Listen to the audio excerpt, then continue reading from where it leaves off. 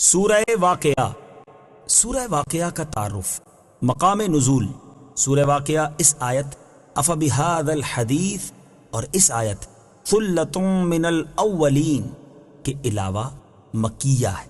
آیات، کلمات اور حروف کی تعداد، اس صورت میں 3 رکوع، 96 آیتیں، 378 کلمے اور 1703 حروف ہیں۔ واقعہ نام رکھنے کی وجہ، واقعہ قیامت کا ایک نام ہے اور اس صورت کا نام واقعہ اس کی پہلی آیت میں مذکور لفظ الواقعہ کی مناسبت سے رکھا گیا ہے۔ سورہ واقعہ کے فضائل۔ نمبر 1، حضرت عبداللہ ابن مسعود رضی اللہ تعالی عنہ سے روایت ہے، نبی کریم صلی اللہ تعالی علیہ وآلہ وسلم نے ارشاد فرمایا، جو شخص روزانہ رات کے وقت سورہ واقعہ پڑھے تو وہ فاقے سے ہمیشہ محفوظ رہے گا۔ نمبر 2، حضرت انس بن مالک رضی اللہ تعالی عنہ سے روایت ہے، رسول کریم صلی اللہ تعالی علیہ وآلہ وسلم نے ارشاد فرمایا، اپنی عورتوں کو سورہ واقعہ سکھاؤ کیونکہ یہ سورۃ الغنا یعنی محتاجی دور کرنے والی سورت ہے۔ نمبر 3، مروی ہے کہ حضرت عثمان بن عفان رضی اللہ تعالی عنہ حضرت عبداللہ ابن مسعود رضی اللہ تعالی عنہ کے پاس اس وقت تشریف لائے جب وہ مرض وفات میں مبتلا تھے۔ حضرت عثمان غنی رضی اللہ تعالی عنہ نے ان سے فرمایا، آپ کس چیز کی تکلیف محسوس کر رہے ہیں؟ حضرت عبداللہ ابن مسعود رضی اللہ تعالی عنہ نے جواب دیا، اپنے گناہوں کی تکلیف محسوس کر رہا ہوں۔ حضرت عثمان غنی رضی اللہ تعالی عنہ نے فرمایا، آپ کو کس چیز کی آرزو ہے؟ حضرت عبداللہ ابن مسعود رضی اللہ تعالی عنہ نے جواب دیا، مجھے اپنے رب عز و جل کی رحمت کی آرزو ہے۔ حضرت عثمان غنی رضی اللہ تعالی عنہ نے فرمایا، آپ کسی طبیب کو کیوں نہیں بلوا لیتے؟ حضرت عبداللہ ابن مسعود رضی اللہ تعالی عنہ نے جواب دیا، طبیب ہی نے تو مجھے مرض میں مبتلا کیا ہے۔ حضرت عثمان غنی رضی اللہ تعالیٰ عنہ نے فرمایا کہ ہم آپ کو کچھ مال عطا کرنے کا حکم نہ کریں؟ حضرت عبداللہ ابن مسعود رضی اللہ تعالیٰ عنہ نے جواب دیا، مجھے اس کی کوئی حاجت نہیں۔ حضرت عثمان غنی رضی اللہ تعالیٰ عنہ نے فرمایا، ہم وہ مال آپ کی بیٹیوں کو دے دیتے ہیں۔ حضرت عبداللہ ابن مسعود رضی اللہ تعالیٰ عنہ نے جواب دیا، انہیں بھی اس مال کی کوئی ضرورت نہیں، میں نے انہیں حکم دیا ہے کہ وہ سورہ واقعہ پڑھا کریں کیونکہ میں نے رسول اللہ صلی اللہ تعالیٰ علیہ وآلہ وسلم کو ارشاد فرماتے سنا ہے کہ جو شخص روزانہ رات کے وقت سورہ واقعہ پڑھے تو وہ فاقے سے ہمیشہ محفوظ رہے گا۔ نمبر 4، حضرت مسروق رضی اللہ تعالی عنہ فرماتے ہیں، جسے یہ بات خوش کرے کہ وہ اولین و آخرین کا علم اور دنیا و آخرت کا علم جان جائے تو اسے چاہیے کہ سورہ واقعہ پڑھ لے۔ سورہ واقعہ کے مضامین۔ اس سورت کا مرکزی مضمون یہ ہے کہ اس میں اللہ تعالیٰ کی وحدانیت کے دلائل، حشر کے احوال اور لوگوں کا انجام بیان کیا گیا ہے، اور اس میں یہ چیزیں بیان کی گئی ہیں۔ نمبر 1، اس سورت کی ابتدا میں قیامت قائم ہونے اور اس وقت زمین کے تھر تھرانے اور پہاڑوں کے ریزہ ریزہ ہو جانے کا ذکر ہے۔ نمبر 2، حساب کے وقت لوگوں کی 3 قسمیں بیان کی گئیں۔ نمبر 1، دائیں طرف والے، نمبر 2، بائیں طرف والے، نمبر 3، سبقت کرنے والے۔ پھر ان تینوں اقسام کے لوگوں کا حال اور قیامت کے دن ان کے لیے جو جزا تیار کی گئی ہے اسے بیان فرمایا گیا۔ نمبر 3، اللہ تعالیٰ کے وجود اور اس کی وحدانیت کے دلائل، انسانوں کی تخلیق، نباتات کو پیدا کرنے اور پانی نازل کرنے میں اس کی قدرت کے کمال پر دلائل بیان کیے گئے۔ نمبر 4، قرآن پاک کا ذکر کیا گیا اور یہ بتایا گیا کہ قرآن پاک سب جہانوں کے پالنے والے رب تعالیٰ کی نازل کردہ کتاب ہے۔ نمبر 5، اس سورت کے آخر میں ان 3 اقسام کے لوگوں کا حال اور ان کا انجام بیان کیا گیا۔ نمبر 1، سعادت مند، نمبر 2، بدبخت اور نمبر 3، نیکیوں میں سبقت کرنے والے۔ سورہ رحمان کے ساتھ مناسبت۔ سورہ واقعہ کی اپنے سے ما قبل سورت رحمان کے ساتھ ایک مناسبت یہ ہے کہ دونوں سورتوں میں قیامت کے حالات، جنت کے اوصاف اور جہنم کی ہولناکیاں بیان کی گئی ہیں۔ دوسری مناسبت یہ ہے کہ جو چیز سورہ رحمان کے شروع میں ذکر کی گئی اسے سورہ واقعہ کے آخر میں بیان کیا گیا، اور جو چیز سورہ رحمان کے آخر میں بیان کی گئی اسے سورہ واقعہ کی ابتدا میں بیان کیا گیا۔ جیسے سورہ رحمان کے شروع میں قرآن مجید کا ذکر کیا گیا، پھر سورج اور چاند کا، پھر نباتات کا، پھر انسانوں اور جنات کی تخلیق کا ذکر کیا گیا، پھر قیامت، جہنم اور جنت کی صفات بیان کی گئیں، اور سورہ واقعہ میں پہلے قیامت کی صفات اور اس کی ہولناکیاں بیان کی گئیں، پھر جنت اور جہنم کی صفات ذکر کی گئیں، پھر انسان کی تخلیق، نباتات، پانی اور آگ کا ذکر کیا گیا، اس کے بعد ستاروں کا، اور آخر میں قرآن مجید کا ذکر کیا گیا۔ بسم اللہ الرحمن الرحیم۔ ترجمہ، اللہ کے نام سے شروع جو نہایت مہربان رحمت والا ہے۔ اذا وقعت الواقعہ، ليس لوقعتها كاذبة. ترجمہ: جب واقع ہونے والی واقع ہوگی اس وقت اس کے واقع ہونے میں کسی کو انکار کی گنجائش نہ ہوگی. إذا وقعت الواقعة. جب واقع ہونے والی واقع ہوگی. تفسیر صراط الجنان میں ہے اس آیت اور اس کے بعد والی آیت کا خلاصہ یہ ہے کہ جب قیامت قائم ہوگی، جو کہ ضرور قائم ہونے والی ہے، تو اس وقت ہر ایک اس کا اعتراف کر لے گا اور اس کے واقع ہونے کا کوئی انکار نہیں کر سکے گا. اور قیامت چونکہ بہر صورت واقع ہوگی اس لیے اس کا نام واقعہ رکھا گیا ہے. قیامت ضرور واقع ہوگی.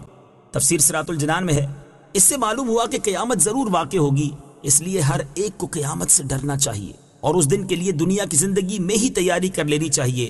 چنانچہ قیامت کے بارے میں ایک اور مقام پر اللہ تعالیٰ ارشاد فرماتا ہے: واتقوا يوما لا تجزي نفس عن نفس شيئا ولا يقبل منها شفاعة ولا يؤخذ منها عدل ولا هم ينصرون. ترجمہ: اور اس دن سے ڈرو جس دن کوئی جان کسی دوسرے کی طرف سے بدلہ نہ دے گی اور نہ کوئی سفارش مانی جائے گی اور نہ اس سے کوئی معاوضہ لیا جائے گا اور نہ ان کی مدد کی جائے گی.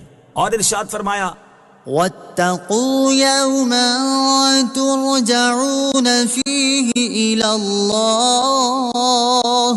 إلى الله ثم توفى كل نفس ما كسبت وهم لا يظلمون. ترجمہ: اور اس دن سے ڈرو جس میں تم اللہ کی طرف لوٹائے جاؤ گے، پھر ہر جان کو اس کی کمائی کی جزا بھرپور دی جائے گی اور ان پر ظلم نہیں ہوگا. اور ارشاد فرمایا: فكيف إذا جمعناهم ليوم لا ريب فيه ووفيت كل نفس ما كسبت وهم لا يظلمون. ترجمہ: تو کیسی حالت ہوگی جب ہم انہیں اس دن کے لیے اکٹھا کریں گے جس میں کوئی شک نہیں، اور اس دن ہر جان کو اس کی پوری کمائی دی جائے گی اور ان پر ظلم نہ ہوگا. خافضة رافعة. ترجمہ: کسی کو نیچا کرنے والی، کسی کو بلندی دینے والی. خافضة. کسی کو نیچا کرنے والی. تفسیر صراط الجنان میں ہے اس آیت میں قیامت کا ایک وصف بیان کیا گیا کہ یہ کسی قوم کو اس کے اعمال کی وجہ سے جہنم میں گرا کر اسے نیچا کرنے والی ہے، اور کسی قوم کو اس کے اعمال کی بنا پر جنت میں داخل کر کے اسے بلندی دینے والی ہے. حضرت عمر بن خطاب رضی اللہ تعالیٰ عنہ اس آیت کی تفسیر میں فرماتے ہیں کہ قیامت اللہ تعالیٰ کے دشمنوں کو جہنم میں گرا کر ذلیل کرے گی اور اللہ تعالیٰ کے اولیاء کو جنت میں داخل کر کے ان کے مرتبے بلند کرے گی.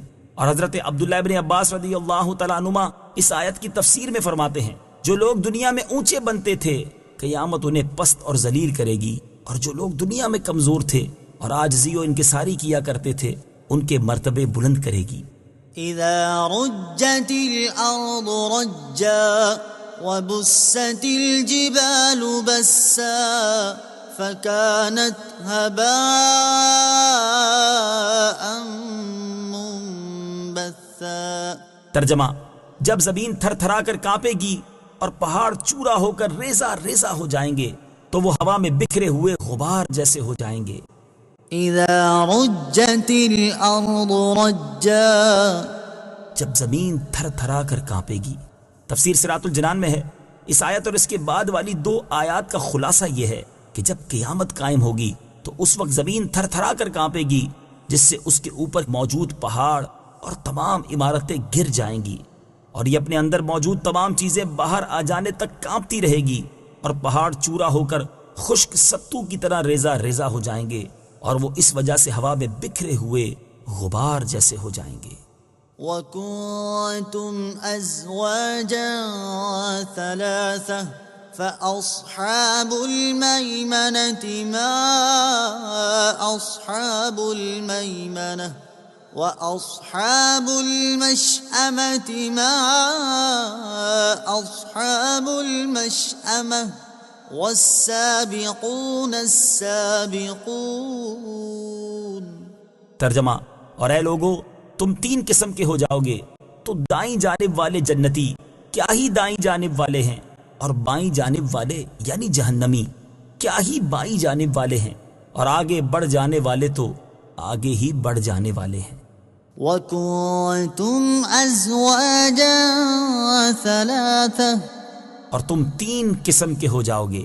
تفسیر صراط الجنان میں ہے، یہاں سے اللہ تعالیٰ نے قیامت کے دن مخلوق کا حال بیان فرمایا اور ان کی 3 قسموں کے بارے میں خبر دی، جن میں سے 2 جنت میں جائیں گی اور 1 جہنم میں داخل ہوگی. چنانچہ اس آیت اور اس کے بعد والی 3 آیات کا خلاصہ یہ ہے کہ اے لوگو تم قیامت کے دن 3 قسموں میں تقسیم ہو جاؤ گے. پہلی قسم ان لوگوں کی ہوگی جو دائیں جانب والے ہوں گے. ایک قول یہ ہے کہ ان سے مراد وہ لوگ ہیں جن کے نامہ اعمال ان کے دائیں ہاتھ میں دیے جائیں گے. دوسرا قول یہ ہے کہ ان سے مراد وہ لوگ ہیں جو میثاق کے دن حضرت آدم علیہ السلام کے دائیں جانب تھے. تیسرا قول یہ ہے کہ ان سے مراد وہ لوگ ہیں جو قیامت کے دن عرش کی دائیں جانب ہوں گے. اللہ تعالیٰ نے دائیں جانب والوں کی شان ظاہر کرنے کے لیے فرمایا کہ وہ کیا ہی اچھے ہیں کہ وہ بڑی شان رکھتے ہیں، سعادت مند ہیں اور وہ جنت میں داخل ہوں گے. دوسری قسم ان لوگوں کی ہوگی جو بائیں جانب والے ہوں گے. ان کے بارے میں بھی مفسرین کا ایک قول یہ ہے کہ ان سے مراد وہ لوگ ہیں جن کے نامہ اعمال ان کے بائیں ہاتھ میں دیے جائیں گے. دوسرا قول یہ ہے کہ ان سے مراد وہ لوگ ہیں جو میثاق کے دن حضرت آدم علیہ السلام کے بائیں جانب تھے. تیسرا قول یہ ہے کہ ان سے مراد وہ لوگ ہیں جو قیامت کے دن عرش کی بائیں جانب ہوں گے. اللہ تعالیٰ نے ان کی حقارت ظاہر کرنے کے لیے فرمایا کہ بائیں جانب والے کیا ہی برے ہیں کہ وہ بدبخت ہیں اور وہ جہنم میں داخل ہوں گے. تیسری قسم ان لوگوں کی ہوگی جو دوسروں سے آگے بڑھ جانے والے ہیں. یہاں آگے بڑھ جانے والوں سے کون لوگ مراد ہیں؟ اس بارے میں ایک قول یہ ہے کہ اس مقام پر نیکیوں میں دوسروں سے آگے بڑھ جانے والے مراد ہیں. حضرت عبداللہ ابن عباس رضی اللہ تعالی عنہما فرماتے ہیں کہ ان سے وہ لوگ مراد ہیں جو ہجرت کرنے میں سبقت کرنے والے ہیں اور وہ آخرت میں جنت کی طرف سبقت کریں گے. ایک قول یہ ہے کہ ان سے وہ لوگ مراد ہیں جو اسلام قبول کرنے کی طرف سبقت کرنے والے ہیں، اور ایک قول یہ ہے کہ ان سے وہ مہاجرین اور انصار صحابہ کرام مراد ہیں جنہوں نے دونوں قبلوں کی طرف نمازیں پڑھیں. اللہ تعالیٰ نے ان کے بارے میں ارشاد فرمایا کہ وہ جنت میں داخل ہونے میں آگے بڑھ جانے والے ہیں. اولئک المقربون فی جنات النعیم. ترجمہ، وہی قرب والے ہیں نعمتوں کے باغوں میں ہیں. اولئک المقربون، وہی قرب والے ہیں. تفسیر صراط الجنان میں ہے، یہاں سے ان تینوں اقسام کے لوگوں کی جزا بیان فرمائی گئی، اور سب سے پہلے آگے بڑھ جانے والوں کی جزا بیان کرتے ہوئے اس آیت اور اس کے بعد والی آیت میں ارشاد فرمایا کہ وہی اللہ تعالیٰ کی بارگاہ میں مقرب درجات والے ہیں اور وہ نعمتوں کے باغوں میں ہوں گے. ثلة من الأولين وقليل من الآخرين. ترجمہ، وہ پہلے لوگوں میں سے ایک بڑا گروہ ہوگا اور بعد والوں میں سے تھوڑے ہوں گے. ثلة من الأولين، وہ پہلے لوگوں میں سے ایک بڑا گروہ ہوگا.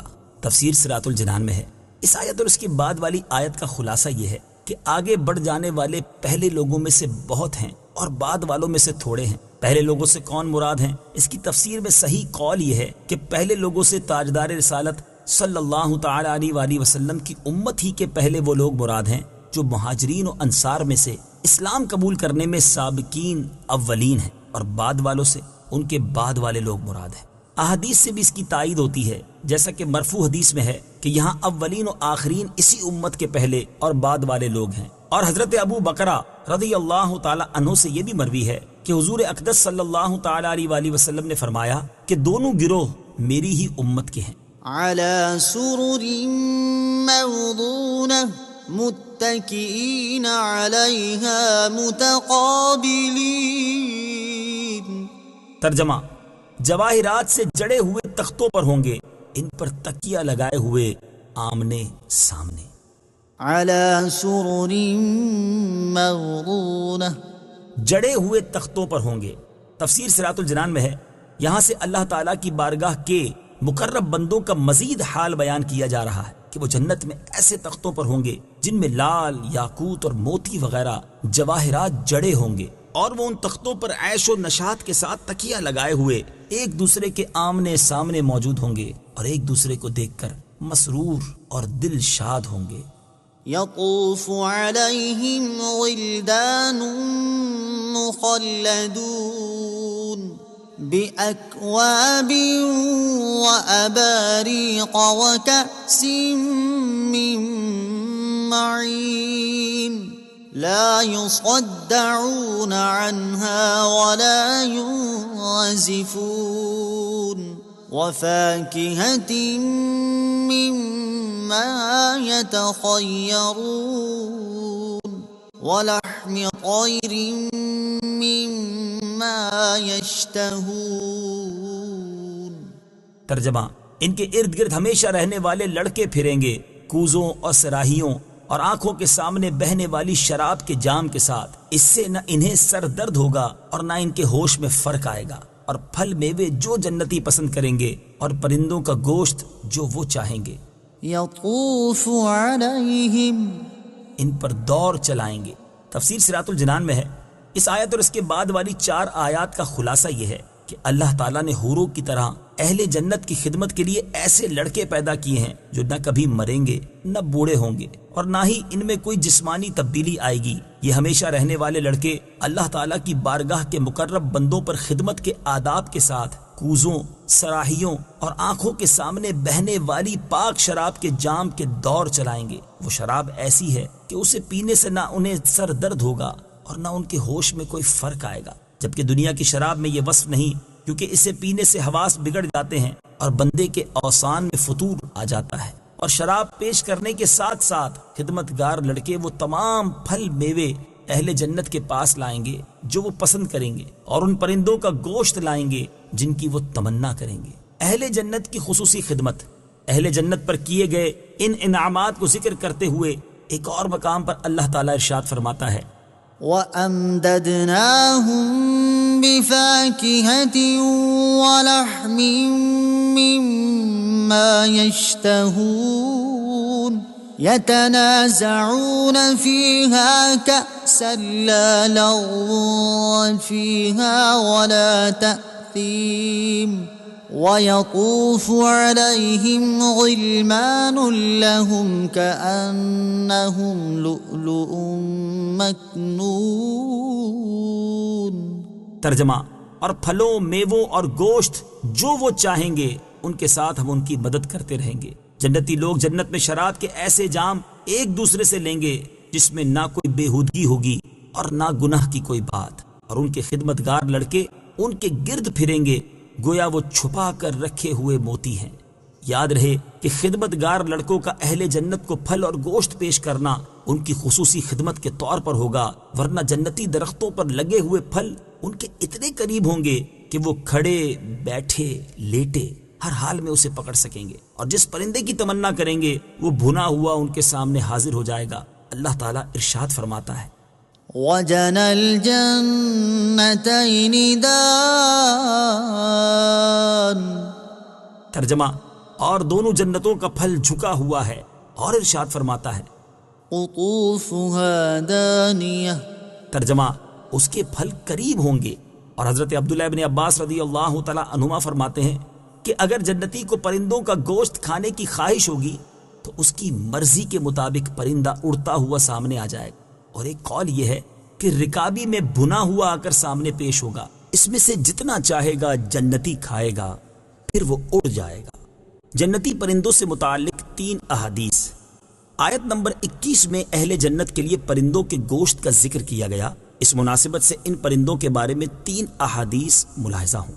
نمبر 1، حضرت انس بن مالک رضی اللہ تعالی عنہ سے روایت ہے، تاجدار رسالت صلی اللہ تعالی علیہ وسلم نے ارشاد فرمایا، بے شک جنت کا پرندہ بختی اونٹ کی طرح ہوگا اور وہ جنت کے درختوں میں چرے گا۔ یہ سن کر حضرت ابوبکر صدیق رضی اللہ تعالی عنہ نے عرض کی، یا رسول اللہ صلی اللہ تعالی علیہ وآلہ وسلم، بے شک وہ پرندہ تو بہت اچھا اور عمدہ ہوگا۔ آپ صلی اللہ تعالی علیہ وسلم نے ارشاد فرمایا، اسے کھانے والا اس سے زیادہ عمدہ اور اعلیٰ ہوگا، اور میں یہ امید رکھتا ہوں کہ تم بھی اسے کھاؤ گے۔ نمبر 2، حضرت عبداللہ ابن مسعود رضی اللہ تعالی عنہ سے روایت ہے، نبی اکرم صلی اللہ تعالی علیہ وآلہ وسلم نے ارشاد فرمایا، بے شک تم جنت میں اڑتے ہوئے پرندے کو دیکھو اور تمہارے دل میں اسے کھانے کی خواہش پیدا ہو تو وہ اسی وقت بھونا ہوا تمہارے سامنے پیش ہو جائے گا۔ نمبر 3، حضرت میمونہ رضی اللہ تعالی عنہا سے روایت ہے، رسول اللہ صلی اللہ تعالی علیہ وآلہ وسلم نے ارشاد فرمایا، بے شک جنت میں جب کوئی آدمی پرندے کا گوشت کھانے کی خواہش کرے گا تو بختی اونٹ کی طرح بڑا پرندہ آ جائے گا، یہاں تک کہ اس کے دسترخوان پر ایسے بھن کر پیش ہو جائے گا کہ اسے کوئی دھواں لگا ہوا ہوگا اور نہ ہی کسی آگ نے اسے چھوا ہوگا، وہ آدمی اس سے پیٹ بھر کر کھائے گا، پھر وہ پرندہ اڑ جائے گا۔ وحور عین كأمثال اللؤلؤ المكنون جزاء بما كانوا يعملون۔ ترجمہ، اور بڑی آنکھ والی خوبصورت حوریں ہیں جیسے چھپا کر رکھے ہوئے موتی ہوں ان کے اعمال کے بدلے کے طور پر۔ وحور عین، اور بڑی آنکھ والی خوبصورت حوریں ہیں۔ تفسیر صراط الجنان میں ہے، اس آیت اور اس کے بعد والی آیت کا خلاصہ یہ ہے کہ اللہ تعالیٰ کی بارگاہ کے مقرب اہل جنت کی خدمت کے لیے بڑی آنکھ والی خوبصورت حوریں ہوں گی، اور وہ حوریں ایسی ہوں گی جیسے موتی صدف میں چھپا ہوتا ہے کہ نہ تو اسے کسی کے ہاتھ نے چھوا نہ دھوپ اور ہوا لگی، اور اس وجہ سے وہ انتہائی صاف اور شفاف ہوتا ہے۔ الغرض جس طرح یہ موتی اچھوتا ہوتا ہے اسی طرح وہ حوریں اچھوتی ہوں گی۔ یہ بھی مروی ہے کہ حوروں کے تبسم سے جنت میں نور چمکے گا، اور جب وہ چلیں گی تو ان کے ہاتھوں اور پاؤں کے زیوروں سے تقدیس اور تمجید کی آوازیں آئیں گی، اور یاقوتی ہار ان کے گردنوں کے حسن و خوبی سے ہنسیں گے۔ جزاء بما كانوا يعملون، ان کے اعمال کے بدلے کے طور پر۔ تفسیر صراط الجنان میں ہے، یعنی بارگاہ الہی کے مقرب بندوں کو یہ سب کچھ ان کے دنیاوی نیک اعمال اور اللہ تعالیٰ کی فرما برداری کرنے کے صلے میں ملے گا۔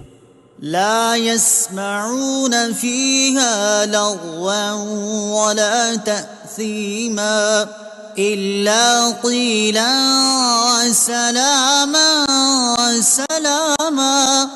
ترجمہ، اس میں نہ کوئی بیکار بات سنیں گے اور نہ کوئی گناہ کی بات، مگر سلام سلام کا قول۔ لا يسمعون فيها لغوا، اس میں نہ کوئی بیکار بات سنیں گے۔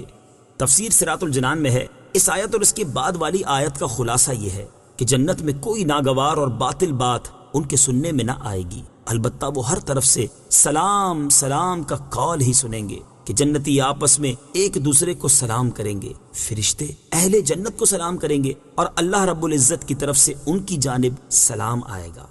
وَأَصْحَابُ الْيَمِينِ مَا أَصْحَابُ الْيَمِينِ۔ ترجمہ، اور دائیں جانب والے کیا دائیں جانب والے ہیں۔ وَأَصْحَابُ الْيَمِينِ، اور دائیں جانب والے۔ تفسیر صراط الجنان میں ہے، اس سے پہلی آیات میں آگے بڑھ جانے والے بارگاہ الہی کے مقرب بندوں کی جزا اور ان کا حال بیان کیا گیا۔ اب یہاں سے اہل جنت کے دوسرے گروہ یعنی دائیں جانب والے اصحاب کا ذکر فرمایا جا رہا ہے کہ وہ لوگ جو دائیں جانب والے ہیں ان کی عجیب شان ہے کہ وہ اللہ تعالیٰ کی بارگاہ میں معزز و مکرم ہیں، اور ان کی اچھی صفات اور خوبیوں کی وجہ سے ان کے لیے جو کچھ تیار کیا گیا ہے اسے تم نہیں جان سکتے۔ فی سدر مخضود وطلح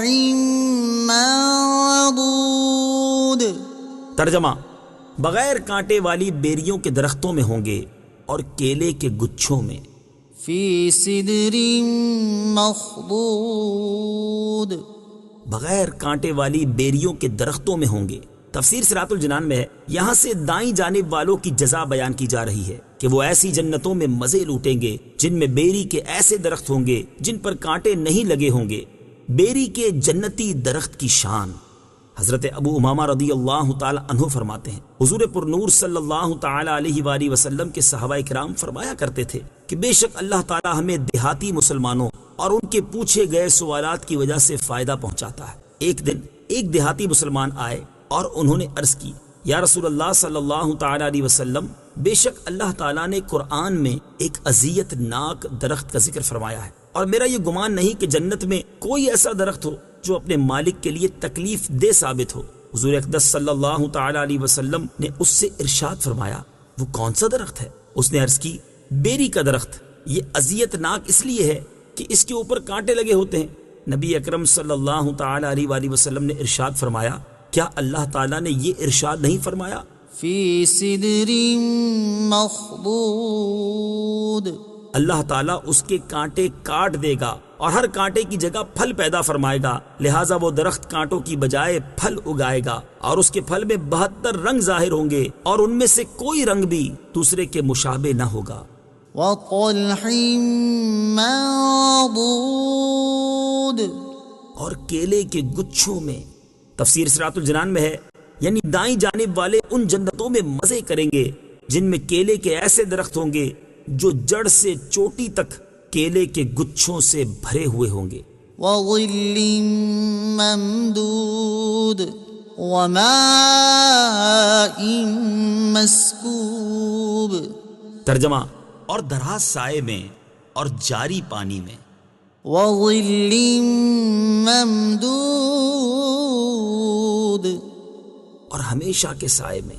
تفسیر صراط الجنان میں ہے، ارشاد فرمایا کہ دائیں جانب والے ان جنتوں میں ہمیشہ رہنے والے دراز سائے میں ہوں گے۔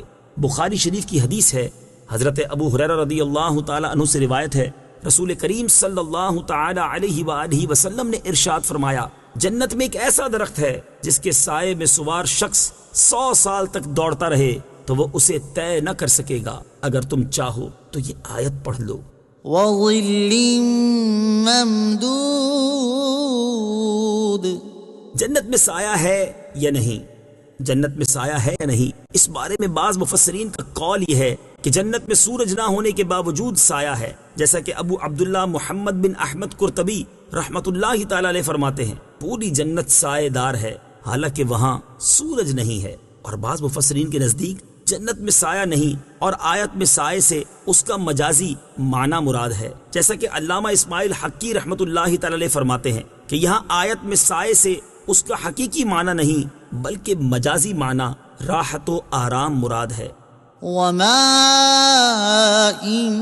مسکوب، اور جاری پانی میں، یعنی دائیں جانب والے ان جنتوں میں ہوں گے جن کی زمینی سطح پر پانی ہمیشہ کے لیے جاری ہوگا، اور وہ جب چاہیں جہاں سے چاہیں کسی مشقت کے بغیر پانی حاصل کر لیں گے۔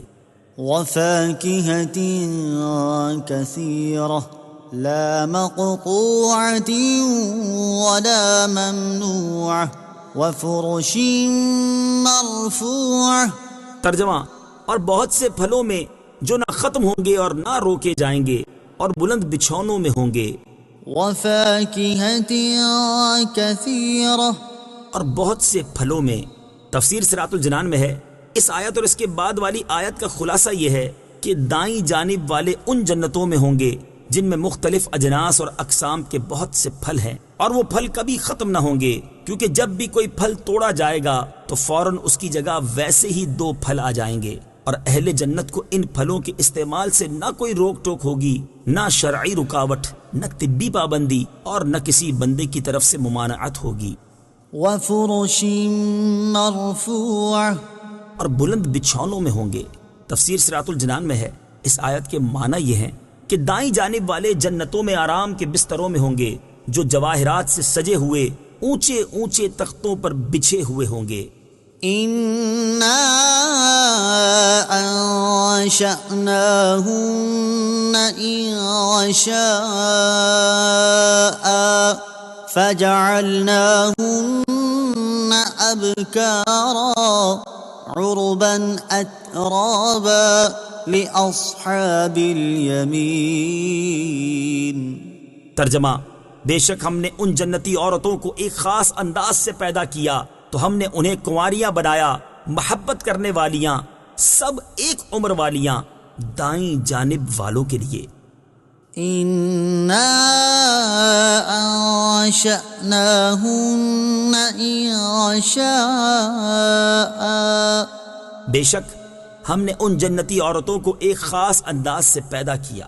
تفسیر صراط الجنان میں ہے، اس آیت اور اس کے بعد والی 2 آیات کا خلاصہ یہ ہے کہ بے شک ہم نے ان جنتی عورتوں کو ایک خاص انداز سے پیدا کیا، تو ہم نے انہیں ایسی کنواریاں بنایا جب بھی ان کے شوہر ان کے پاس جائیں گے وہ انہیں کنواریاں ہی پائیں گے، اور وہ عورتیں اپنے شوہروں سے بے پناہ محبت کرنے والیاں ہیں، اور ان سب کی عمر بھی ایک ہوگی کہ 33 سال کی جوان ہوں گی، اسی طرح ان کے شوہر بھی جوان ہوں گے، اور یہ جوانی ہمیشہ قائم رہنے والی ہوگی۔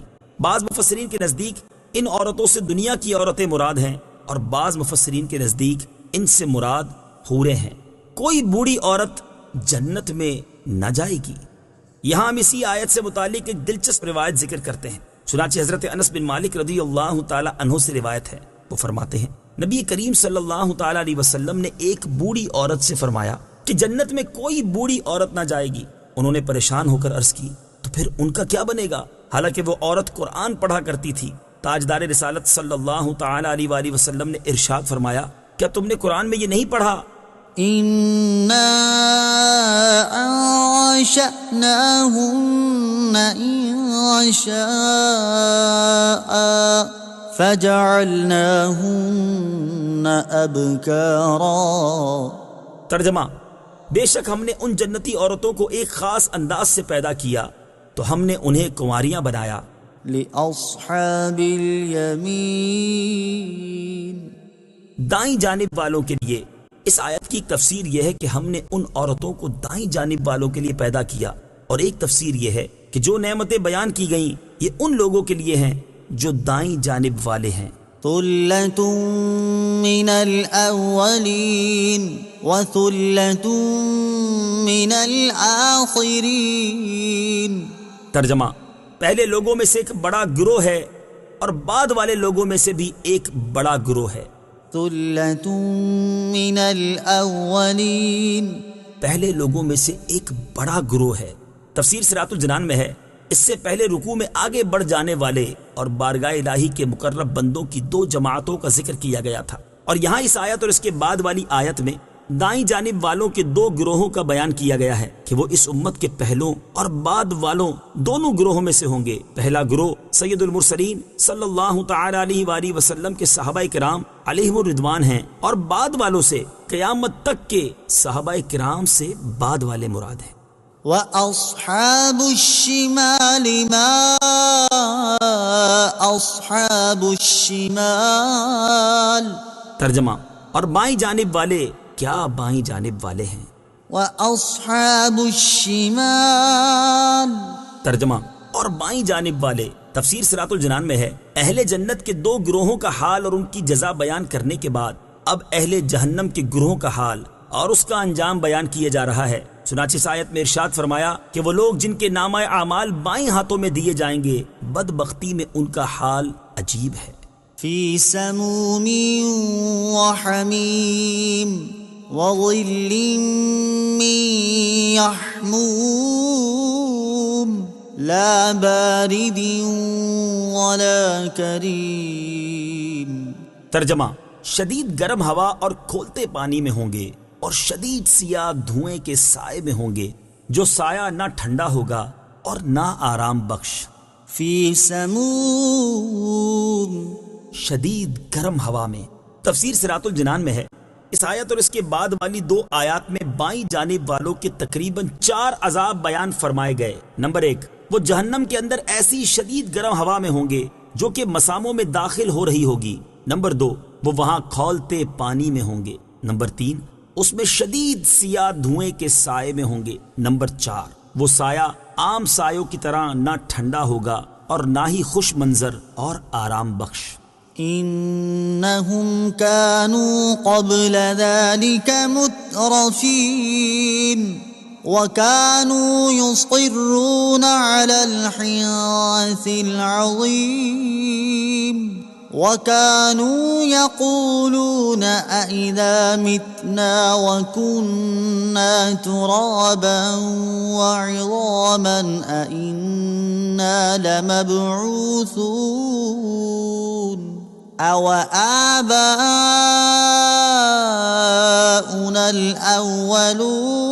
الأولون ترجمہ: بے شک وہ اس سے پہلے خوشحال تھے اور بڑے گناہ پر ڈٹے ہوئے تھے، اور کہتے تھے کیا جب ہم مر جائیں گے اور مٹی اور ہڈیاں ہو جائیں گے تو کیا ضرور ہم اٹھائے جائیں گے، یا کیا ہمارے پہلے باپ دادا بھی؟ انہم، بے شک وہ۔ تفسیر صراط الجنان میں ہے، یہاں سے بائیں جانب والوں کے عذاب کا مستحق ہونے کا سبب بیان کیا جا رہا ہے۔ چنانچہ اس آیت اور اس کے بعد والی 3 آیات کا خلاصہ یہ ہے کہ بے شک بائیں جانب والے اس عذاب سے پہلے دنیا کے اندر کھانے پینے، اچھی رہائش اور خوبصورت مقامات وغیرہ نعمتوں سے خوشحال تھے، اور نفسانی خواہشات کو پورا کرنے میں منہمک تھے، اور وہ شرک جیسے بڑے گناہ پر ڈٹے ہوئے تھے، اور وہ اپنے شرک کے ساتھ ساتھ سرکشی اور اناد کی وجہ سے یہ کہتے تھے کیا جب ہم مر جائیں گے اور ہماری کھال اور گوشت مٹی میں مل جائے گی اور ہم ہڈیاں ہو کر رہ جائیں گے تو کیا ضرور ہم زندہ کر کے اٹھائے جائیں گے، یا کیا ہمارے پہلے باپ دادا بھی زندہ کر کے اٹھائے جائیں گے۔ یہاں ایک بات ذہن نشین رکھیں کہ اس سے پہلے اہل جنت کے 2 گروہوں کے حالات بیان ہوئے تو ان کے جنت کا مستحق ہونے کی وجہ بیان نہیں کی گئی، جبکہ اہل جہنم کے گروہ کے حالات بیان کرتے وقت ان کے جہنمی ہونے کی وجہ بیان کی گئی۔ اس میں حکمت یہ ہے کہ لوگوں کو یہ بات معلوم ہو جائے کہ اہل جنت اپنے عمل کی وجہ سے جنت میں داخل نہیں ہوئے، بلکہ اللہ تعالیٰ کے فضل کی وجہ سے انہیں جنت کا داخلہ نصیب ہوا ہے، اور اہل جہنم اللہ تعالیٰ کے عدل کی وجہ سے جہنم میں داخل ہوئے ہیں۔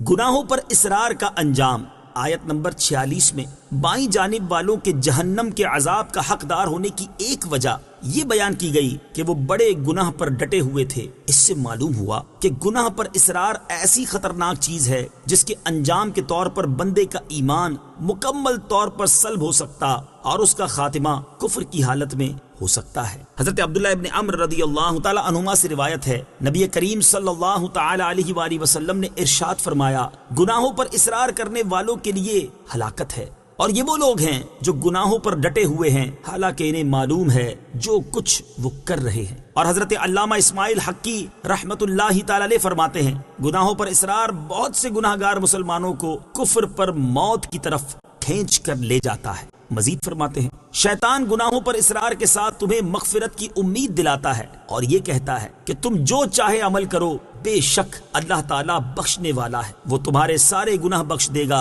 کیونکہ وہ تمہاری عبادت اور تمہیں عذاب دینے سے بے نیاز ہے۔ بے شک یہ ممکن ہے کہ اللہ تعالیٰ بندے کے سارے گناہ بخش دے، لیکن مغفرت کی توقع رکھتے ہوئے گناہ پر گناہ کرتے چلے جانا ایسا ہے جیسے کوئی شفا ملنے کی امید پر زہر کھانا شروع کر دے۔ اللہ تعالیٰ اگرچہ تمام کریموں سے بڑھ کر کرم فرمانے والا ہے، لیکن وہ شدید عذاب دینے والا بھی تو ہے۔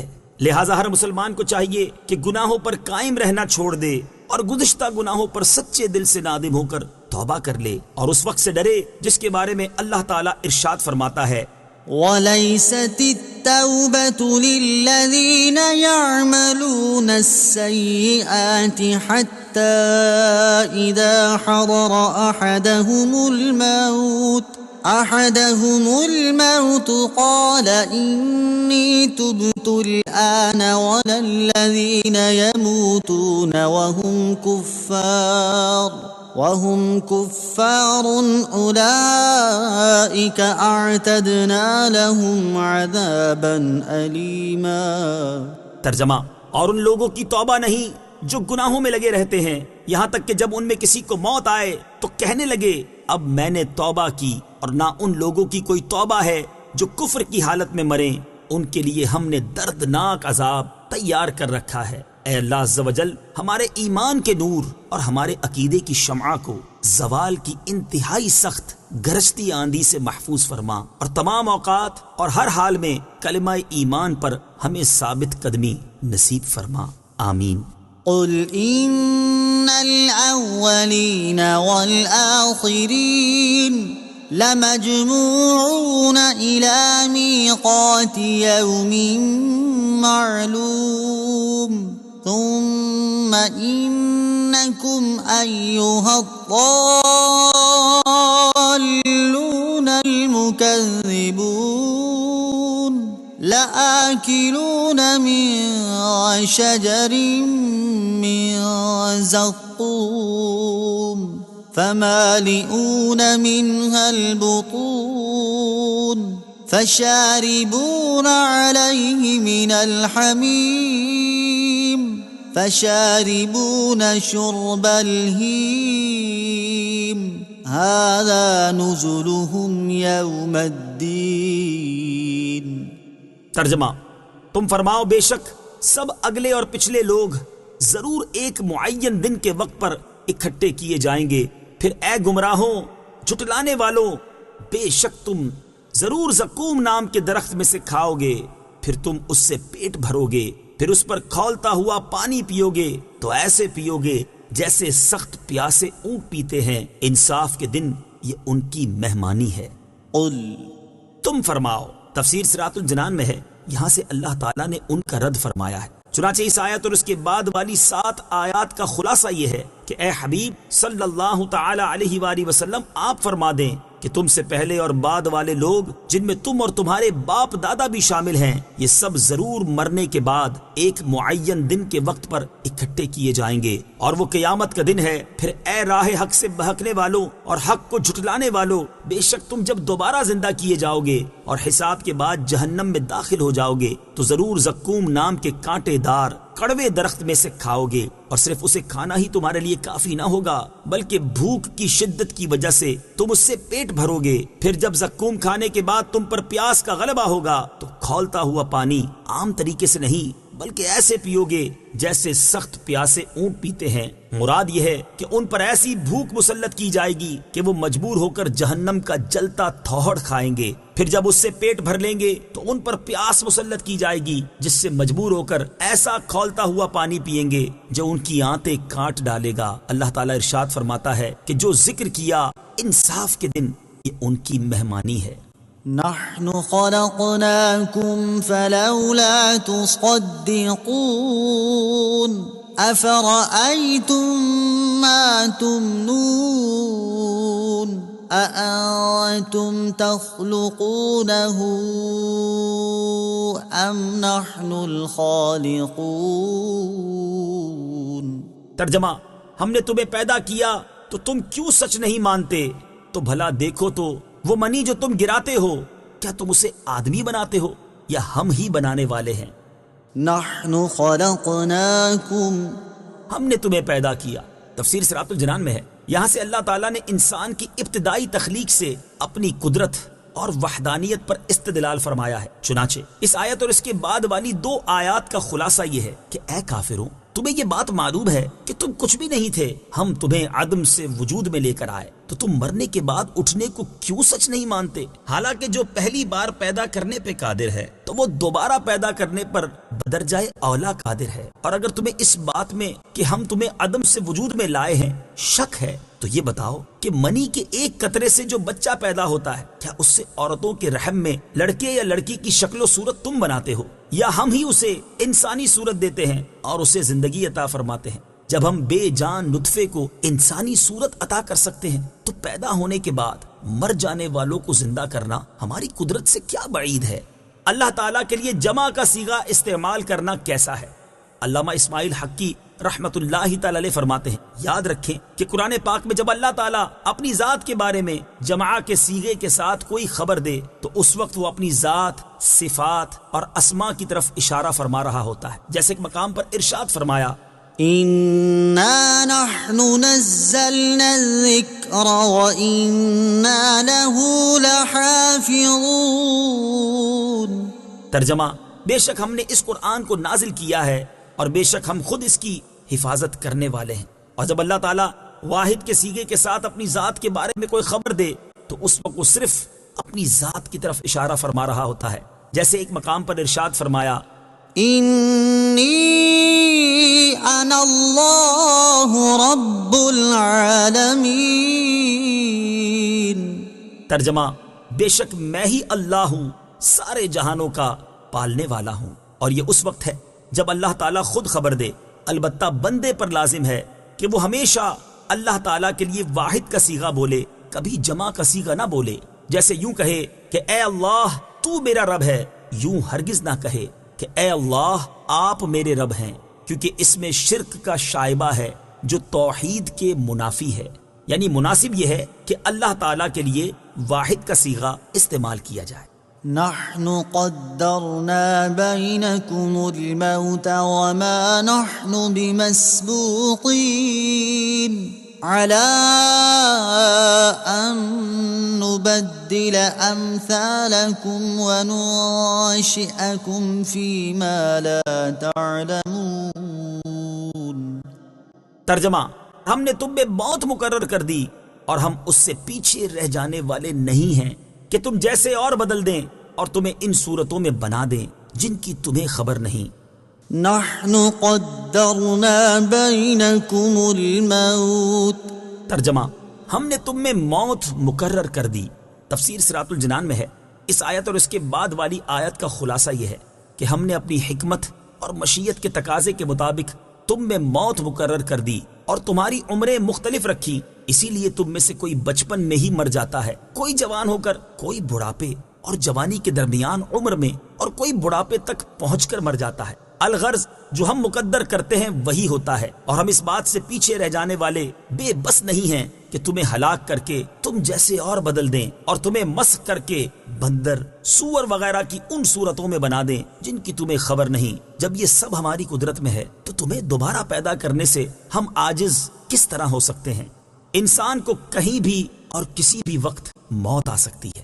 اس آیت سے معلوم ہوا کہ انسان کو موت کسی بھی وقت آ سکتی ہے، اور کسی کے لیے یہ ضروری نہیں کہ وہ بڑھاپے میں ہی موت کا شکار ہو، بلکہ بھری جوانی میں اور متوسط عمر میں بھی موت اپنے پنجے گاڑ سکتی ہے، اور اس کے لیے کوئی جگہ بھی خاص نہیں بلکہ کہیں بھی آ سکتی ہے، اور اس سے کسی صورت فرار ہونا بھی ممکن نہیں۔ نیز کسی کو بھی اس بات کی خبر نہیں کہ اس کی موت کب اور عمر کے کس حصے میں اور کہاں پر آئے گی۔ لہٰذا ہر مسلمان کو چاہیے کہ وہ ہر وقت نیک اعمال میں مصروف رہے، اپنی لمبی عمر پر بھروسہ نہ کرے اور آخرت کی تیاری سے کسی بھی وقت غفلت نہ کرے۔ حضرت عبداللہ ابن عمر رضی اللہ تعالی عنہما سے روایت ہے، رسول کریم صلی اللہ تعالی علیہ وآلہ وسلم نے ارشاد فرمایا، دنیا میں ایسے رہو گویا تم مسافر ہو یا راہگیر، اور اپنے آپ کو قبر والوں میں سے شمار کرو۔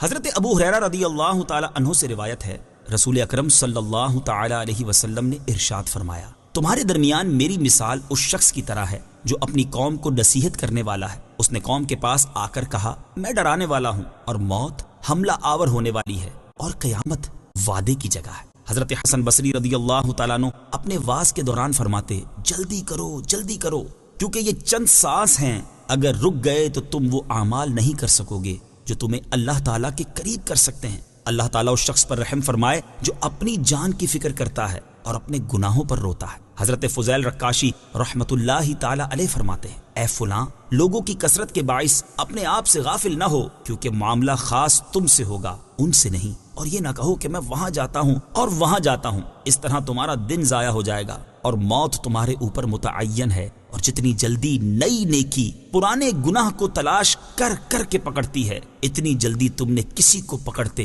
نہ دیکھا ہوگا۔ وَلَقَدْ عَلِمْتُمُ النَّشْأَةَ الْأُولَى فَلَوْلَا تَذَكَّرُونَ۔ ترجمہ، اور بے شک تم پہلی پیدائش جان چکے ہو تو پھر کیوں نصیحت حاصل نہیں کرتے؟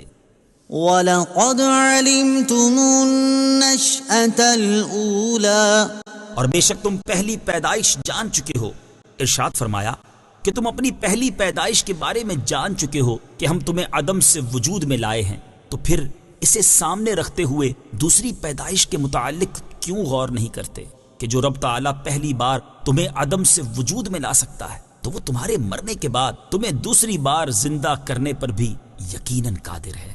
تعجب کے قابل شخص حضرت عبداللہ بن مسور ہاشمی رضی اللہ تعالی عنہ سے روایت ہے، نبی اکرم صلی اللہ تعالی علیہ وآلہ وسلم نے ارشاد فرمایا، اس بندے پر انتہائی تعجب ہے جو اللہ تعالیٰ کی مخلوق کو دیکھنے کے باوجود اللہ تعالیٰ کی قدرت میں شک کرتا ہے۔ اس بندے پر انتہائی تعجب ہے جو پہلی بار کی پیدائش کو دیکھنے کے باوجود دوسری بار کی پیدائش کا انکار کرتا ہے۔ اس بندے پر انتہائی تعجب ہے جو موت کے گھیر لینے کو جھٹلاتا ہے حالانکہ وہ دن رات مرتا اور زندہ ہوتا ہے۔ اس بندے پر انتہائی تعجب ہے جو ہمیشگی کے گھر یعنی جنت کی تصدیق کرنے کے باوجود دھوکے کے گھر یعنی دنیا کے لیے کوشش میں مصروف ہے۔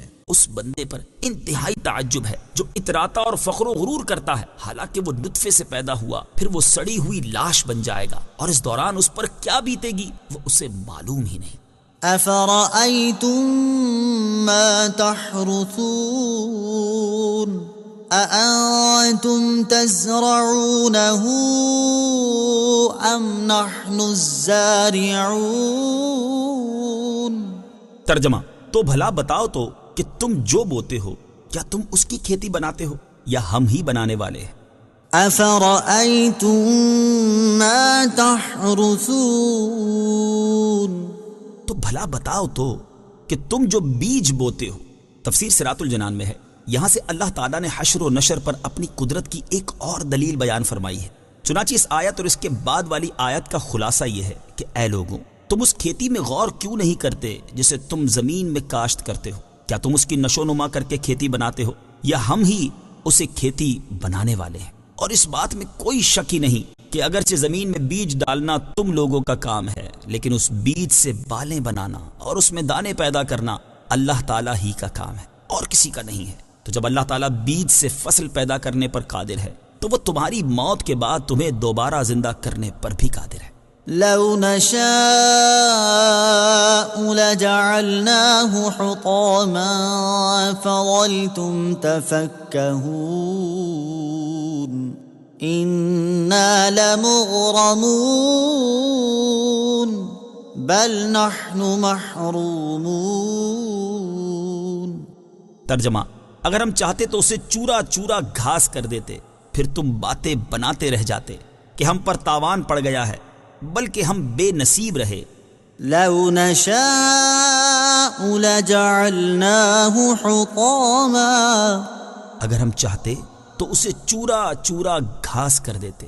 تفسیر صراط الجنان میں ہے، اس آیت اور اس کے بعد والی دو آیات کا خلاصہ یہ ہے کہ ہم اپنے لطف و رحمت سے اس کھیتی کی نشو نما کرتے ہیں اور تم پر رحمت کرتے ہوئے اسے تمہارے لیے باقی رکھتے ہیں، ورنہ اگر ہم چاہتے تو زمین میں جو بیج تم بوتے ہو اسے پوری طرح پھلنے پھولنے سے پہلے ہی چورا چورا کر دیتے، جو کسی کام کا نہ رہے۔ پھر تم حیرت زدہ اور نادم و غمگین ہو کر یہ باتیں بناتے رہ جاتے کہ ہمارا مال بیکار ضائع ہو گیا، بلکہ ہم اپنے رزق سے محروم رہے۔ أفرأيتم الماء الذي تشربون أأنتم أنزلتموه من المزن أم نحن المنزلون۔ ترجمہ، تو بھلا بتاؤ تو وہ پانی جو تم پیتے ہو کیا تم نے اسے بادل سے اتارا یا ہم ہی اتارنے والے ہیں؟ أفرأيتم الماء الذي تشربون، تو بھلا بتاؤ تو وہ پانی جو تم پیتے ہو۔ تفسیر صراط الجنان میں ہے، اس آیت اور اس کے بعد والی آیت کا خلاصہ یہ ہے کہ کیا تم نے اس پانی پر غور نہیں کیا جو تم زندہ رہنے کے لیے پیتے ہو اور اس سے اپنی پیاس بجھاتے ہو؟ کیا تم نے اسے بادل سے اتارا ہے؟ ایسا ہرگز نہیں، بلکہ ہم ہی اپنی قدرت کاملہ سے اسے اتارنے والے ہیں۔ اور جب تم نے یہ جان لیا کہ ہم ہی اس پانی کو نازل کرنے والے ہیں تو صرف میری عبادت کر کے اس نعمت کا شکر ادا کیوں نہیں کرتے اور دوبارہ زندہ کرنے پر میری قدرت کا انکار کیوں کرتے ہو؟ لو نشاء جعلناه أجاجا فلولا تشكرون۔ ترجمہ، اگر ہم چاہتے تو اسے سخت کھاری کر دیتے، پھر تم کیوں شکر نہیں کرتے؟ لو نشاء جعلناه أجاجا، اگر ہم چاہتے تو اسے سخت کھاری کر دیتے۔ تفسیر صراط الجنان میں ہے، ارشاد فرمایا کہ اگر ہم چاہتے تو اس پانی کو سخت کھاری کر دیتے، اور ایسا ہو جاتا تو تم نہ اسے پی سکتے تھے نہ اس سے شجر کاری اور کھیتی باڑی کر سکتے تھے۔ یہ تم پر اللہ تعالیٰ کا احسان ہے کہ اس نے تمہاری معاشی بہتری، تمہارے فائدے اور پینے کے لیے میٹھا پانی نازل فرمایا، اور تمہیں نقصان سے بچانے کے لیے کھاری پانی نازل نہ فرمایا۔ تو پھر تم اللہ تعالیٰ کی نعمت اور اس کے احسان و کرم کا کیوں شکر نہیں کرتے؟ أفرأيتم النار التي تورون أأنتم أنشأتم شجرتها أم نحن المنشئون۔ ترجمہ، تو بھلا بتاؤ تو وہ آگ جو تم روشن کرتے ہو کیا تم نے اس کا درخت پیدا کیا یا ہم ہی پیدا کرنے والے ہیں؟ أفرأيتم النار التي تورون تو بھلا بتاؤ تو وہ آگ جو تم روشن کرتے ہو۔ تفسیر صراط الجنان میں ہے اس آیت اور اس کے بعد والی آیت کا خلاصہ یہ ہے کہ مجھے اس آگ کے بارے میں بتاؤ جو تم دو تر لکڑیوں سے روشن کرتے ہو، کیا تم نے اس کا درخت پیدا کیا ہے؟ ایسا ہرگز نہیں، بلکہ ہم ہی اسے پیدا کرنے والے ہیں۔ تو جب تم نے میری قدرت کو پہچان لیا تو میرا شکر ادا کرو اور دوبارہ زندہ کرنے پر میری قدرت کا انکار نہ کرو۔ اہل عرب اس زمانے میں دو مخصوص لکڑیوں کو ایک دوسرے سے رگڑ کر آگ جلایا کرتے تھے۔ اوپر والی لکڑی کو وہ زند اور نیچے والی لکڑی کو زندہ کہتے تھے، اور جن درختوں سے یہ لکڑیاں حاصل ہوتی انہیں مرخ اور عفار کہتے تھے۔ ایندھن حاصل کرنے کے موجودہ ذرائع اللہ تعالیٰ کی بہت بڑی نعمت ہے۔ یہ اللہ تعالیٰ کا ہم پر بہت بڑا احسان ہے کہ اس نے فی زمانہ ہمارے لیے ایندھن حاصل کرنے کے بہت سے ذرائع جیسے کوئلہ، گیس اور تیل وغیرہ ظاہر فرما دی ہیں، اور ان سے ہم آسانی کے ساتھ اپنی ضروریات پوری کر رہے ہیں۔ جس طرح اس درخت کو اللہ تعالیٰ نے پیدا کیا جسے رگڑ کر ایندھن حاصل کیا جاتا تھا، اسی طرح کوئلہ، گیس اور تیل وغیرہ کو بھی اللہ تعالیٰ نے ہی پیدا کیا ہے۔ لہٰذا ہر بندے پر لازم ہے کہ وہ ان نعمتوں پر اللہ تعالیٰ کا شکر ادا کرے۔ نحن جعلناها تذكرة ومتاعا للمقوين فسبح باسم ربك العظيم۔ ترجمہ: ہم نے اسے یادگار بنایا اور جنگل میں سفر کرنے والوں کے لیے نفع بنایا، تو اے محبوب تم اپنے عظمت والے رب کے نام کی پاکی بیان کرو۔ نحن جعلناها تذکرہ، ہم نے اسے یادگار بنایا۔ تفسیر صراط الجنان میں ہے اس آیت میں اللہ تعالیٰ نے آگ کے دو فوائد بیان فرمائے۔ پہلا فائدہ یہ ارشاد فرمایا کہ ہم نے اس آگ کو جہنم کی آگ کی یادگار بنایا تاکہ دیکھنے والا اس آگ کو دیکھ کر جہنم کی بڑی آگ کو یاد کرے اور اللہ تعالیٰ سے اور اس کے عذاب سے ڈرے۔ حضرت ابو ہریرہ رضی اللہ تعالیٰ عنہ سے روایت ہے، رسول کریم صلی اللہ تعالیٰ علیہ وسلم نے ارشاد فرمایا، تمہاری آگ جہنم کی آگ کے 70 حصوں میں سے ایک حصہ ہے۔ عرض کی گئی، یا رسول اللہ صلی اللہ تعالیٰ علیہ وسلم، یہ آگ بھی کافی گرم ہے؟ ارشاد فرمایا، وہ اس سے 69 حصے زیادہ گرم ہے اور ہر حصے میں اس کے برابر گرمی ہے۔ دوسرا فائدہ یہ ارشاد فرمایا کہ آگ کو جنگل میں سفر کرنے والوں کے لیے نفع مند بنایا کہ وہ اپنے سفروں میں شمعیں جلا کر، کھانا وغیرہ پکا کر اور خود کو سردی سے بچا کر اس سے نفع اٹھاتے ہیں۔ فسبح باسم ربک العظیم، تو اے محبوب تم اپنے عظمت والے رب کے نام کی پاکی بیان کرو۔ تفسیر صراط الجنان میں ہے اللہ تعالیٰ نے اپنی وحدانیت اور قدرت کے دلائل اور تمام مخلوق پر اپنے انعامات ذکر فرمانے کے بعد اپنے حبیب صلی اللہ تعالیٰ علیہ وسلم سے ارشاد فرمایا کہ اے حبیب صلی اللہ تعالیٰ علیہ وآلہ وسلم، آپ اپنے عظمت والے رب کے نام کی ان تمام چیزوں سے پاکی بیان کریں جو مشرکین کہتے ہیں۔ فلا اقسم بمواقع النجوم وإنه لقسم لو تعلمون عظیم۔ ترجمہ: تو مجھے تاروں کے ڈوبنے کی جگہوں کی قسم، اور اگر تم سمجھو تو یہ بہت بڑی قسم ہے۔ فلا اقسم، تو مجھے قسم ہے۔ تفسیر صراط الجنان میں ہے اس آیت میں اللہ تعالیٰ نے ستاروں کے ڈوبنے کی جگہوں کی قسم ارشاد فرمائی۔ ان جگہوں کے بارے میں امام فخر الدین رازی علیہ رحمۃ اللہ الہادی نے مختلف اقوال ذکر کیے ہیں۔ نمبر 1، ان سے مشارق اور مغارب مراد ہیں، اور ایک قول یہ ہے کہ ان سے صرف مغارب مراد ہیں کیونکہ ستارے اسی جگہ غروب ہوتے ہیں۔ نمبر 2، ان سے آسمان میں بروج اور سیاروں یا ستاروں کی منازل مراد ہیں۔ نمبر 3، ان سے شیاطین کو پڑنے والے شہاب ثاقب کے گرنے کی جگہیں مراد ہیں۔ نمبر 4، ان سے قیامت کے دن ستاروں کے منتشر ہونے کے بعد گرنے کی جگہیں مراد ہیں۔ وَإِنَّهُ لَقَسَمٌ لَوْ تَعْلَمُونَ عَظِيمٌ، اور اگر تم سمجھو تو یہ بہت بڑی قسم ہے۔ تفسیر صراط الجنان میں ہے ارشاد فرمایا کہ اگر تمہیں علم ہو تو تم اس قسم کی عظمت جان لوگے، کیونکہ یہ اللہ تعالیٰ کی عظیم قدرت اور حکمت کے کمال پر دلالت کرتی ہے۔ إِنَّهُ لَقُرْآنٌ كَرِيمٌ، ترجمہ: بے شک یہ عزت والا قرآن ہے۔ إِنَّهُ لقرآن کریم. بے شک یہ عزت والا قرآن ہے. تفسیر صراط الجنان میں ہے کفار مکہ قرآن پاک کو شعر اور جادو کہا کرتے تھے. اللہ تعالیٰ نے ستاروں کے ڈوبنے کی جگہوں کی قسم ارشاد فرما کر ان کا رد کرتے ہوئے اس آیت اور اس کے بعد والی آیت میں فرمایا کہ بے شک جو قرآن سرکار دو عالم محمد مصطفیٰ صلی اللہ تعالی علیہ وآلہ وسلم پر نازل فرمایا گیا یہ شعر اور جادو نہیں اور نہ ہی یہ کسی کا اپنا بنایا ہوا کلام ہے بلکہ یہ عزت والا قرآن ہے کیونکہ یہ اللہ تعالیٰ کا کلام اور اس کی وحی ہے اور اللہ تعالیٰ نے اسے اپنے حبیب صلی اللہ تعالی علیہ وآلہ وسلم کا معجزہ بنایا ہے اور یہ محفوظ اور پوشیدہ کتاب لوح محفوظ میں موجود ہے جس میں تبدیل اور تحریف ممکن نہیں اور نہ ہی اس تک شیاطین پہنچ سکتے ہیں.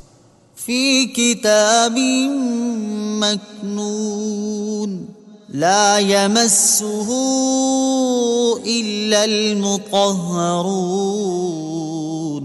تنزیل من رب العالمین. ترجمہ پوشیدہ کتاب میں ہے اسے پاک لوگ ہی چھوتے ہیں یہ تمام جہانوں کے مالک کا اتارا ہوا ہے. لا یمسہ الا المطہرون اسے پاک لوگ ہی چھوتے ہیں.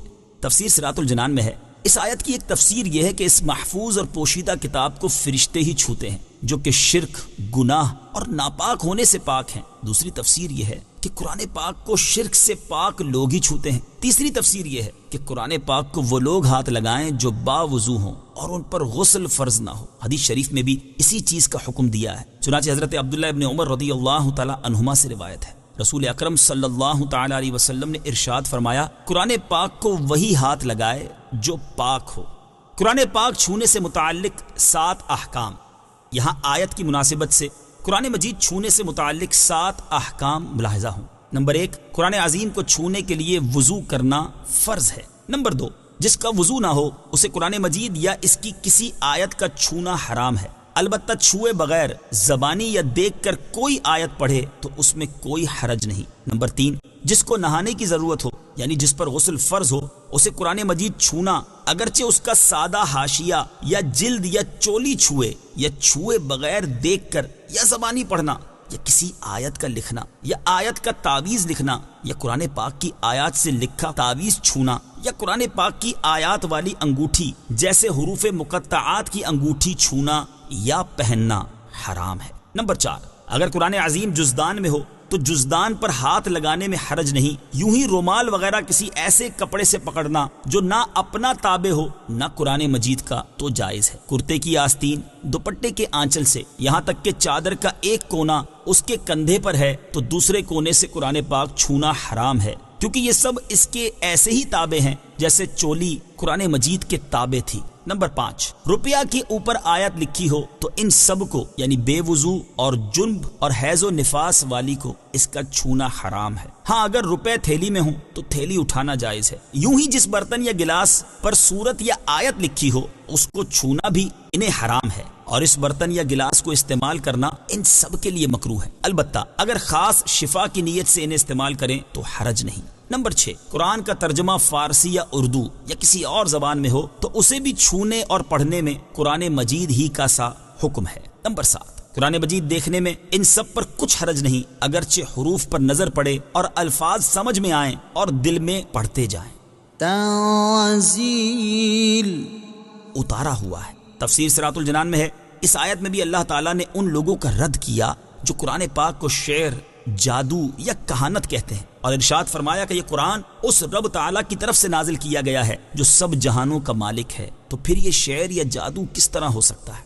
أفبهذا الحديث أنتم مدهنون وتجعلون رزقكم أنكم تكذبون. ترجمہ تو کیا تم اس بات میں سستی کرتے ہو اور تم اپنا حصہ یہ بناتے ہو کہ تم جھٹلاتے رہو. أفبهذا الحديث أنتم مدهنون تو کیا تم اس بات میں سستی کرتے ہو؟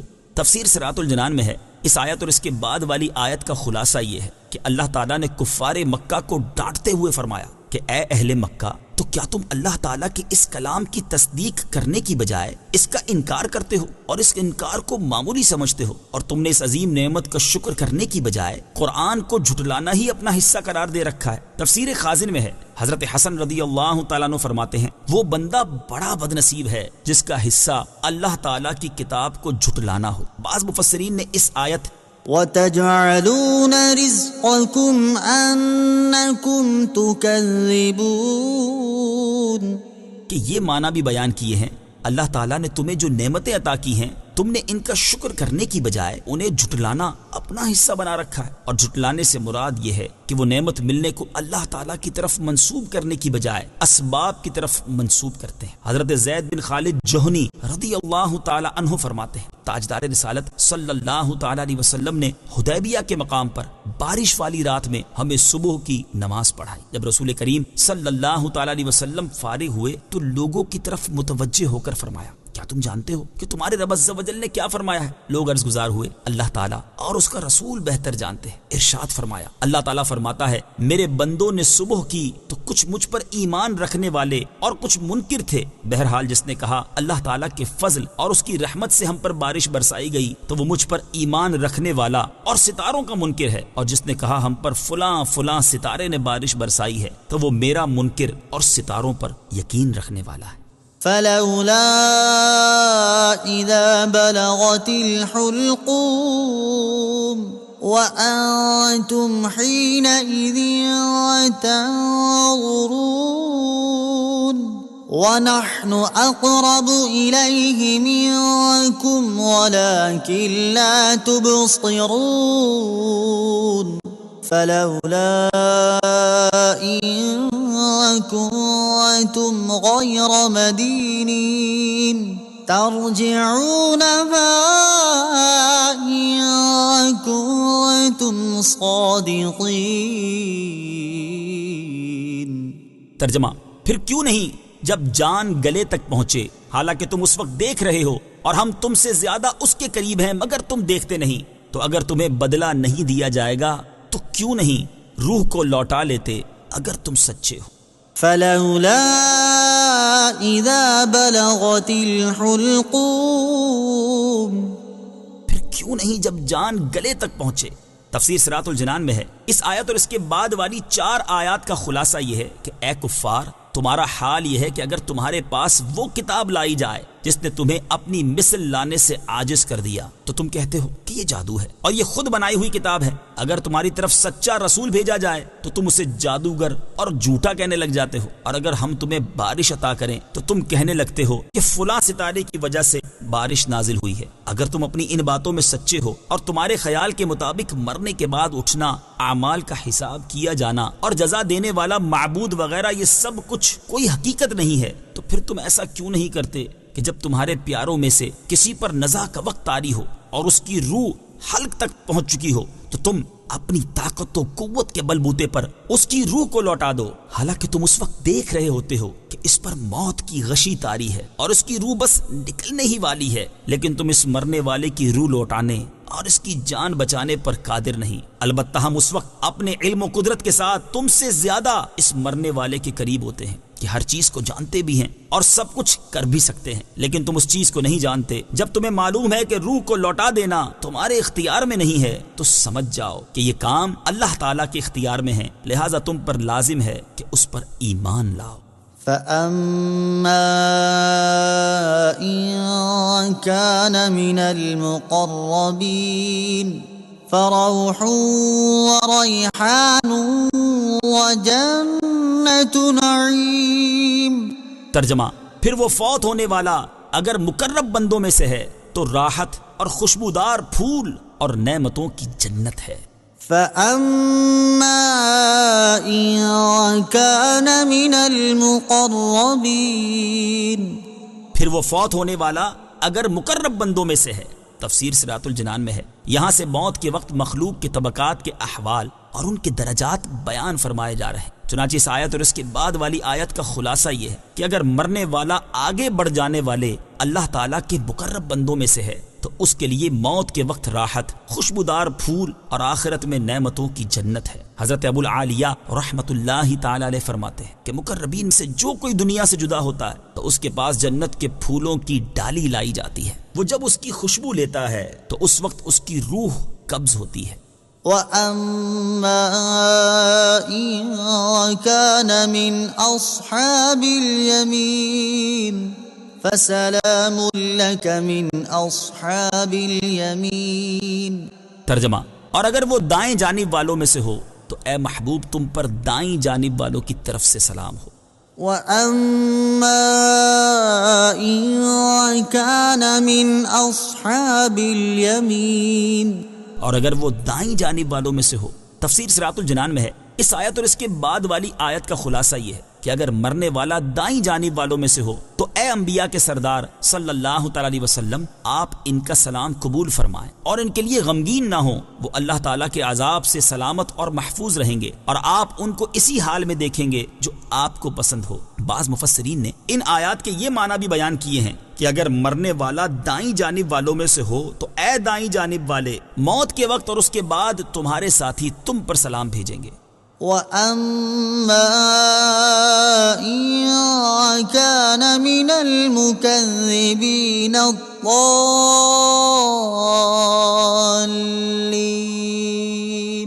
فَنُزُلٌ مِّنْ حَمِيمٍ وَتَصْلِيَةُ جَحِيمٍ۔ ترجمہ، اور اگر مرنے والا جھٹلانے والے گمراہوں میں سے ہو تو کھولتے ہوئے گرم پانی کی مہمانی اور بھڑکتی آگ میں داخل کیا جانا ہے۔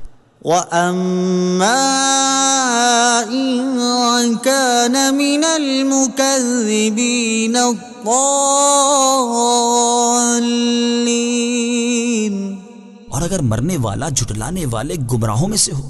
تفسیر صراط الجنان میں ہے اس آیت اور اس کے بعد والی 2 آیات کا خلاصہ یہ ہے کہ اگر مرنے والا جھٹلانے والے گمراہوں میں سے ہوں جو کہ بائیں جانب والے ہوں گے تو اس کے لیے آخرت میں کھولتا ہوا گرم پانی تیار کیا گیا ہے اور اسے جہنم کی بھڑکتی آگ میں داخل کیا جانا ہے۔